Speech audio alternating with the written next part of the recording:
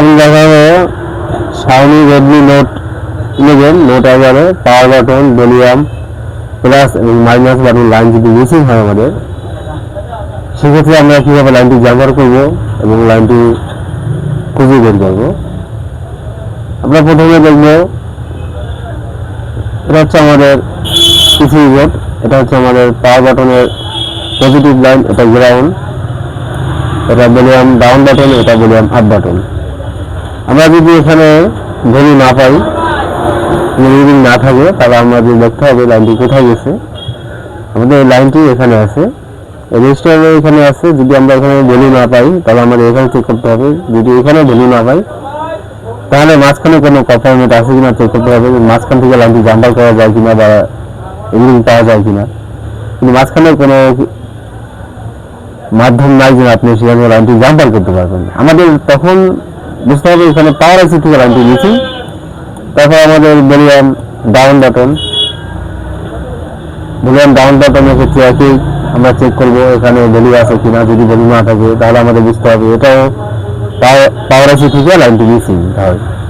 তারপর আমাদের volume up button, এটাও যদি আমরা কোনো ভ্যালু না পাই এখানে, তাহলে আমাদের বুঝতে হবে পাওয়ার আইসি থেকে লাইনটি মিসিং। যদি আমাদের যেমন পাওয়ার বাটনের লাইনটি পজিটিভ লাইনটি কাজ করে, কিন্তু ভলিউম আপ বাটন লাইনটি কাজ করে না, আমাদের এখানে কোনো ভ্যালু নাই, তাহলে আমাদের পাওয়ার আইসি কি রিডাল করতে হবে। যদি রিডাল করার পরে যদি ভ্যালু না আসে, তাহলে আমাদের লাইনটি পাওয়ার আইসি চেঞ্জ করতে হবে। আমরা লাইনটি সুন্দরভাবে দেখার জন্য আমরা বিটম্যাপে যাব।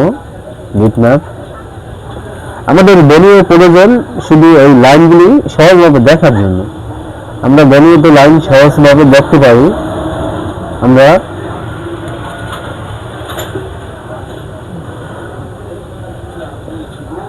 এটা হচ্ছে আমাদের পাওয়ার বাটনের পজিটিভ লাইন। এই লাইনটি আমাদের এখানে আসছে, রেজিস্টার হয়ে এখানে আসছে, তারপর এখানে, তারপর এখানে, এখান থেকে আমাদের পাওয়ার এসি।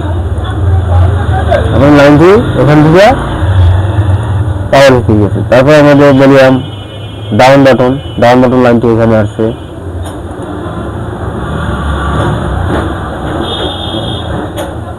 তারপর আমাদের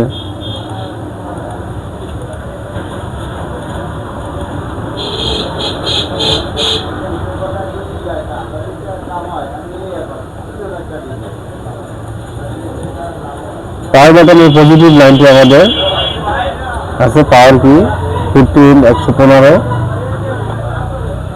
কম্পারমেন্ট হচ্ছে E4282। আমাদের এটা হচ্ছে পাওয়ার বাটনের পজিটিভ লাইন, পাওয়ার আইসি। তারপর আমাদের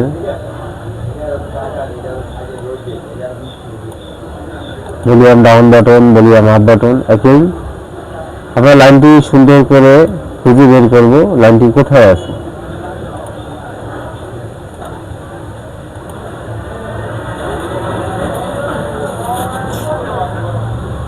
আমরা কিন্তু অপোজিট সাইডে আমরা দেখতে পারি, এই পাওয়ার বাটনের অপোজিট সাইডে এখানে লাইন আছে, তারপর এখানে আছে, এখানে আছে, এখান থেকে